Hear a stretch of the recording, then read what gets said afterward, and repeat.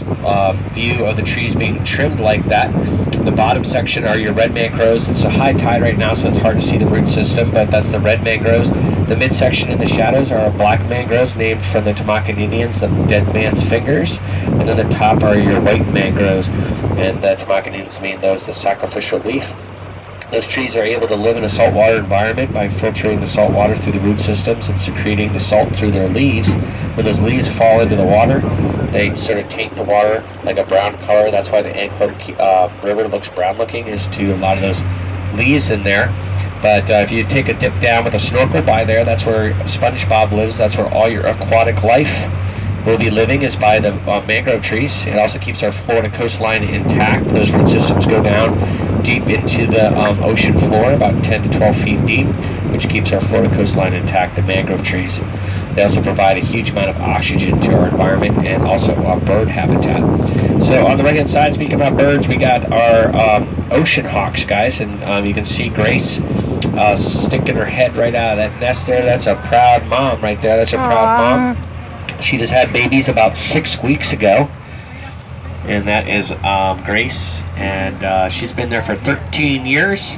Alex actually saved her last year, Captain Alex. There was a drunk driver that smacked into that bridge pylon right on a trip just like this, and him and his mate were able to get that, they're quick on their feet, were able to get that nest on board before it sank. There was actually babies in the nest, and he's able to contact the FWC, our Fish and Wildlife Department here, and they're able to get that nest back on that bridge pylon, and they've been happy customers ever since.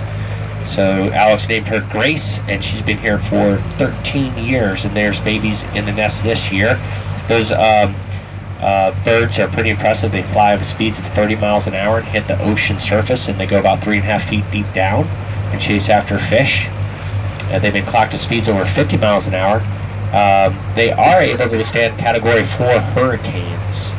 I guess not a drunk driver though, but the male builds the nest. He's in charge of building the nest. The bigger the nest, the more attracted the female is to the nest, just like in our culture, right? So my wife is not impressed. I'm living in a 21-foot trailer right now, so she might be looking for another nest or a bird. But pretty cool birds, guys, and Alex has a nice special relationship with that bird, saving that bird's life there.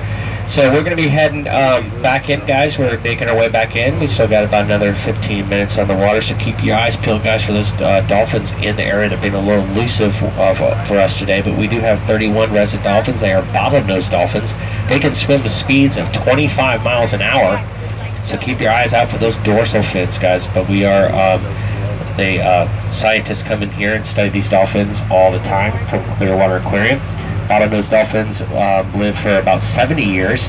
They're a mammal, so the baby dolphins weigh 30 pounds. The mom actually has to take care of her babies for up to 5 years. They drink their mother's milk and also teach the baby to breach the water. Instinctually, the babies do not know how to breach the ocean surface to get air, so the mom's got to push her baby up to the surface.